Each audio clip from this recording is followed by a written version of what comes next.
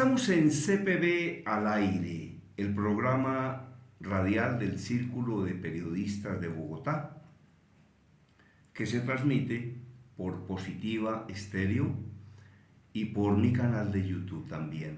Hoy con el doctor Víctor G. Ricardo. Óigame, doctor Víctor G., si le pidiera a usted que me diera su hoja de vida, se nos acabaría el programa en la hoja de vida. Pero lo que sí le puedo pedir es un muy breve resumen, un resumen de un par de minutos sobre sus principales logros, sus principales ejecutorias, sus principales realizaciones. Muchas gracias, Germán, por esta entrevista y participar pues, con todos los televidentes y oyentes.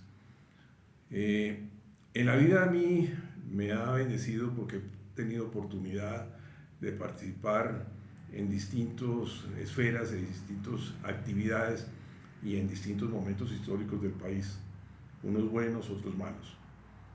Por ejemplo, fui alcalde menor cuando tenía 21 años, estaba recién cumplida la mayoría de edad, y ahí empezó mi carrera política, pasando por la gobernación de Cundinamarca, por el Ministerio de Gobierno, por la Secretaría General de la Presidencia, por el Congreso, por las embajadas de Londres, Naciones Unidas, Argentina y Sudáfrica, y a su vez también participando de la actividad privada, presidente de compañías privadas y asesor y miembro de la Junta Directiva de varias compañías.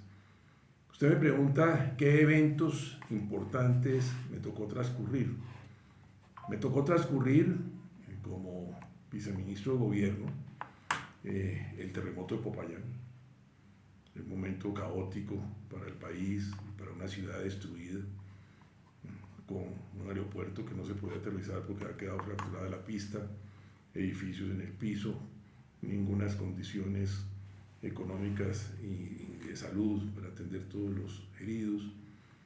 Me tocó también el terremoto, el volcán del Ruiz, que pues evidentemente descongeló el nevado en un 8% y se llevó a Armero, una ciudad de 25.000 habitantes, y fue un momento crítico. En ese momento Colombia no tenía ninguna infraestructura de calamidades públicas ni red de alarmas. Construir, por ejemplo, rápidamente un sistema de defensas, laboratorios vulcanológicos, atender a toda la gente, reconstruir en el gobierno del presidente Betancur Armero. Fue un momento muy difícil. Igual me tocó el Palacio de Justicia, donde murieron los integrantes de la Corte Suprema de Justicia. También un momento dramático para Colombia.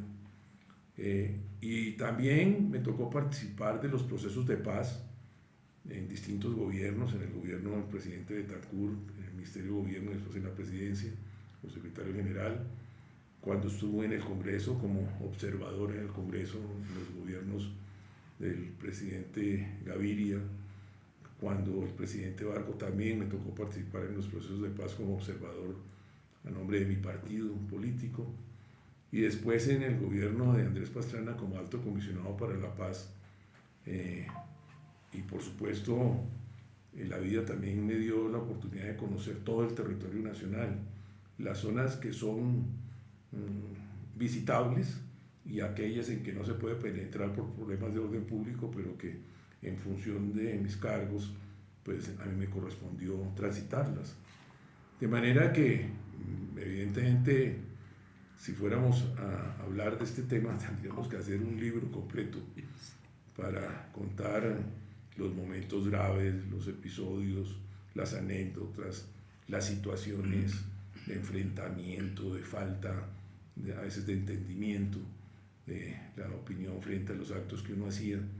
Pero gracias a Dios hoy la vida me tiene en la satisfacción de saber que tengo un reconocimiento nacional, que no he estado nunca involucrado en escándalos ni de corrupción ni de malos manejos, sino que la gente lo respeta a uno precisamente por su buen nombre, y eso es lo mejor que uno puede mostrar como credencial de vida.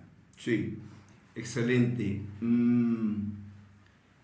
usted ha estado muy involucrado con tema de procesos de paz. Yo veo mucho video en YouTube y veo mucha biografía y mucho video que me agregue valor, que me enseñe cosas, ¿no? Le dedico mi tiempo a eso y lo que uno se da cuenta, doctor Víctor G., es que en el mundo, tal vez en ninguna época, ha habido paz. Es decir, normalmente lo que ha habido son invasiones, agresiones y guerras. ¿Por qué será que en el mundo no ha habido paz y ni en Colombia, que pues hace parte del mundo? ¿Qué es lo que ocurre? ¿Por qué ocurre eso? Según lo que usted ha podido pensar, reflexionar, leer, investigar, dialogar. Nosotros llevamos 200 años en conflicto. Desde la guerra de los 1000 días, desde la separación del Canal de Panamá, desde la confrontación entre los partidos políticos en que nos matábamos liberales y conservadores por el solo hecho de ser liberales o conservadores. Después se involucraron en el país las distintas fuentes de la guerrilla. Las FARC, por ejemplo, el señor Marulanda, que era su líder, era un líder del Partido Liberal, que en ese momento lo llevaron a que se tomaran las tierras de Marquetalia para forzar una reforma agraria al régimen conservador. Después, cuando en Benidorm, España, se reunió Alberto Lleras Camargo como jefe del Partido Liberal y Laureano Gómez como jefe del Partido Conservador, y establecieron el Frente Nacional durante 16 años, que no era otra cosa sino alternarse el poder durante 4 periodos presidenciales y 12 años más de participación adecuada y equitativa para acabar con esa violencia que había entre los partidos y obligar a los conservadores a votar por liberales y liberales o conservadores, y así acabar esa violencia. Pues comenzaron a nacer también otros grupos. Se quedó por fuera el señor Marulanda, que al haberse tomado las tierras de Marquetalia, pues comenzaron a perseguirlos como un acto, habían cometido un acto delictivo, y ahí como quedaba por fuera de ese acuerdo también el Partido Comunista. Entonces el Partido Comunista lo que hizo fue absorber a las FARC, mató a Jacobo Arenas para darle una ideología marxista-leninista, pero Marulanda había sido dirigente liberal. Y lo otro, por ejemplo, la Revolución Cubana trajo como influencia al ELN, y nace el ELN como expresión de la Revolución Cubana. La Revolución China, entonces en Colombia se creó el Ejército Popular de Liberación, el EPL, como, digamos, influencia de la Revolución China. El M-19, que se produce por las juventudes de la ANAPO, que creyeron que habían ganado unas elecciones y que no se les habían reconocido, y entonces asumen ese movimiento. Por eso eran movimientos de juventudes fundamentalmente y tenían una estructura distinta. Las FARC más enfocadas en la tierra, el manejo de la reforma agraria, el ELN en los recursos mineros y naturales, el EPL en desigualdades sociales, y así también había movimientos, incluso el Quintil-Lame, que era un movimiento indígena. Nosotros hemos tenido entonces, a diferencia de muchos países del mundo, influencias. Cuando uno empieza a preguntarse de dónde viene y empieza a leer la historia española y las 1000 guerras que ellos tuvieron, algo de eso debemos tener heredado. Y por otra parte, es un país que hay que trabajar por acabar el gran abismo que hay entre la riqueza y la pobreza, las desigualdades sociales, que eso generan a veces. Uno no puede, digamos que, entender o darle garantía por esa razón a esos grupos, pero los grupos inicialmente iniciaron su actividad por la desigualdad social. Entonces tenemos que trabajar por el equilibrio social y económico. Yo incluso pienso que la idiosincrasia nuestra cultural, en la que la gente llega a borrar lo que hizo el anterior para poner el sello futuro de él, y así llega al otro y hace lo mismo, es como las tortugas, un pasito o 2 pasitos para adelante, pero un pasito y medio para atrás. Estaba pensando en las reflexiones, por ejemplo, si a mí me dijeran ¿cómo aportaría usted a una paz integral? Yo diría, creando una reforma constitucional, que en vez de que cada presidente presente un plan de desarrollo para 4 años, ponernos de acuerdo todas las fuerzas políticas del país en un plan de desarrollo a 50 o 60 años, Si llevamos 200 años en violencia, ¿por qué no hacer un plan de desarrollo a 60 años donde logremos, con el cálculo de los ingresos que tendría el Estado en esos 60 años más su capacidad de endeudamiento, proyectar un país donde podamos hacer mayor equilibrio social y económico, y ahí sí podemos llamar una paz integral, donde tengamos un país más armónico, con mayor equidad, con mayor justicia social?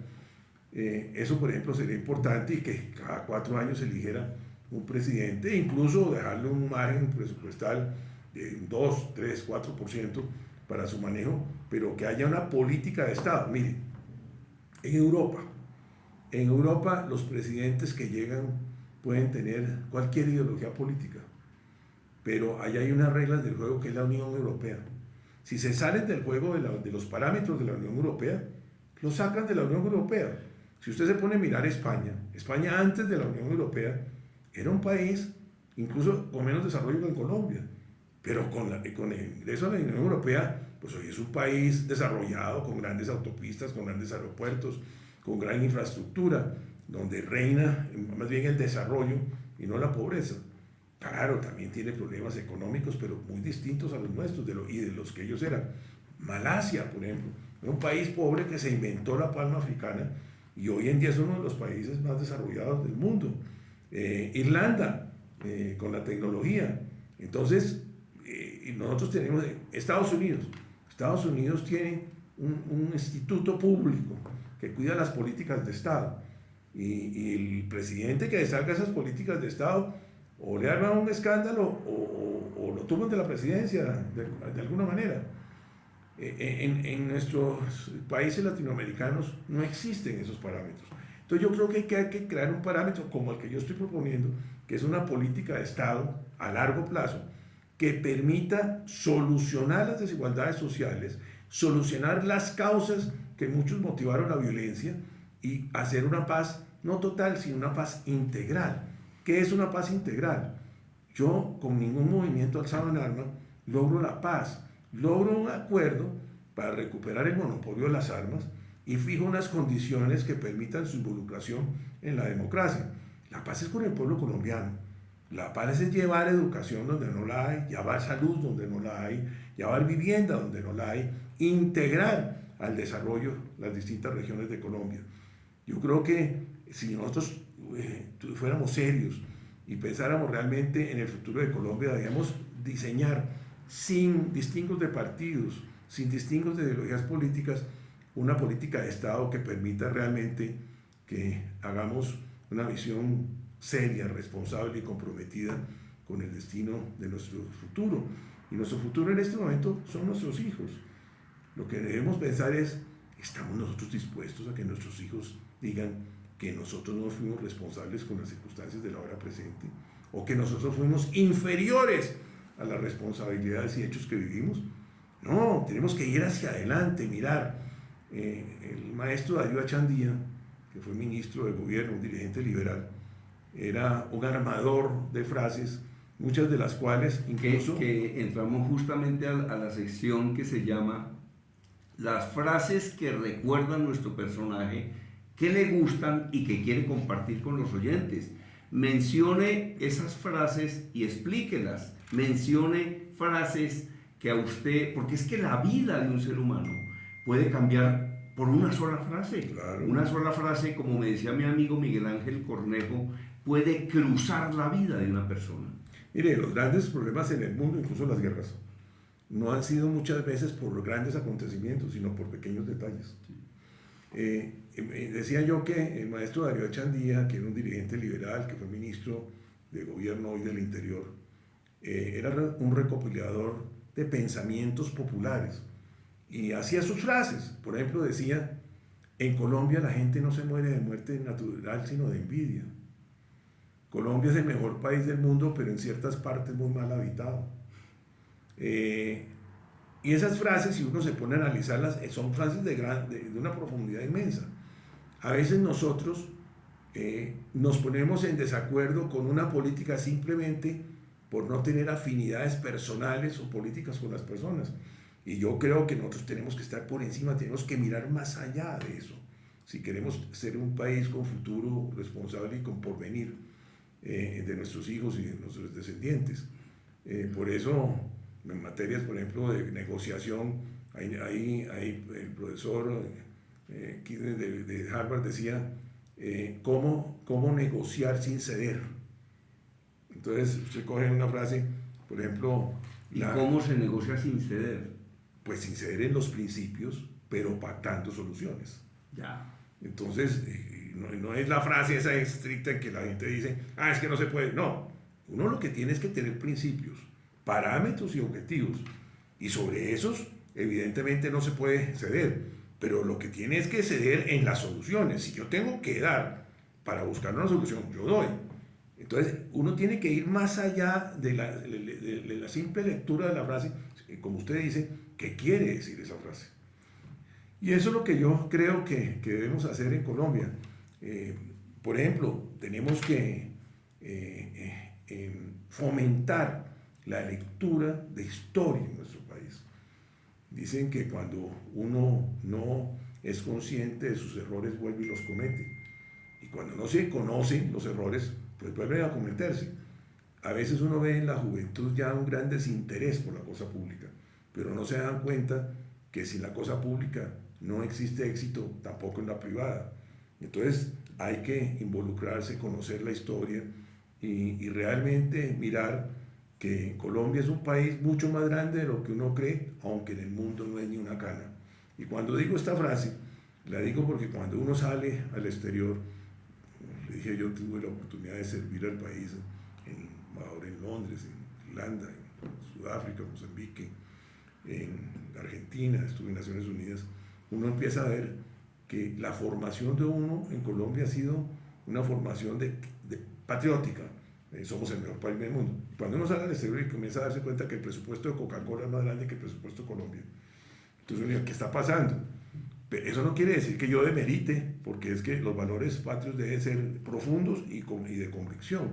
Pero sí tenemos que ser conscientes de que evidentemente en la política macro, si bien existe la independencia y la soberanía de los países, pues a veces poco pesamos. Y tenemos es que buscar temas, el medio ambiente. Misael Pastrana Borrero, presidente de Colombia, me acuerdo que cuando nadie hablaba del medio ambiente, él tenía sus teorías del medio ambiente, de la conservación de la fauna, de conservación de los bosques. Colombia, por ejemplo, tiene uno de los mayores patrimonios del mundo, que es que la Amazonía, que es uno de los pulmones del mundo, gran parte está en Colombia. Tenemos que cuidarlo. En países de Centroamérica como Costa Rica le venden al mundo aire, y nosotros, teniendo el mayor pulmón del mundo, destruimos en la violencia, creando negocios ilícitos en lo que debemos conservar para mantener las vidas. Entonces, creo que tenemos que crear más conciencia y evidentemente tenemos que trabajar más por los valores. Miren, el narcotráfico. El narcotráfico en el mundo, sobre todo en los países consumidores, es un problema de salud pública. En Colombia, por ejemplo, el narcotráfico ha destruido la ética y la moral, los valores, los principios. La corrupción, en el fondo, viene como producto del narcotráfico, corrompe las mentes. Es mucho más daño que el de la adicción. Es acabar, por ejemplo, con el valor del derecho a la vida por la importancia del derecho al dinero. Entonces, eso es lo que nosotros tenemos que mirar. ¿Cuáles realmente son los temas profundos que tenemos que afrontar? No los pequeños temas. A veces se nos va el tiempo en los debates de los pequeños temas, mientras los temas profundos avanzan y avanzan y nos corrompen y corcomen, como podría decirse. Muy bien. A propósito de acuerdos, a propósito de negociaciones, en una oportunidad leí una reflexión que me pareció muy interesante. Decía que en un negocio donde usted gana y yo pierdo, ese negocio no dura. Un negocio donde yo gano y usted pierde tampoco dura. Que los únicos negocios que duran son los negocios donde usted gana y yo también. Yo creo que, y eso lo llaman un gana-gana. Es importante eso, ¿no? Es fundamental. Es decir, cuando hay alguien que quiere ganar bajo la pérdida de otro, seguramente es una ganancia transitoria. Porque el que pierde de algún momento en la vida se lo cobra uno. Total. el gana-gana, los dos quedan contentos, los dos construyen, y el gana-gana no solamente es en dinero, es en ideas. Por ejemplo, la corrupción no solamente es robar dinero, hay una que es más grave, que es la intelectual. Cuando usted vende unos principios, vende unos objetivos, vende unos principios, y resulta que hace todo lo contrario. Cuando usted habla de defender, por ejemplo, la moral y la transparencia, y se lo encuentra robando. Eso es corrupción, no solamente de hecho, sino intelectual, que es mucho más grave. Eso que usted acaba de decir, por ejemplo, el gana-gana, es el mejor resultado de un ejercicio que evidentemente lleva al triunfo de las partes. A veces la gente, hablando de protocolo, la gente dice el protocolo, eso es una pendejada. La gente cree que el protocolo es un problema de cócteles. No, el protocolo es algo con lo cual se han hecho las grandes alianzas en el mundo y también se han salvado la vida o se han acabado las guerras. El protocolo es la manera de entender, de saber y de saber manejar los temas, de que el gana-gana sea para todos y no solamente para uno. La paz, por ejemplo, la paz se tiene que construir en el terreno. La guerra se puede armar en la radio, pero la paz no se arma en la radio. Hablando de paz, ¿usted cree que 200 años de conflicto, que han creado una cultura de violencia, por un decreto se acaba y se obtiene la paz? Lo primero que tenemos es que comenzar a decir, hagamos el ejercicio de hacer una cultura de paz, que empieza por cambiar las mentes.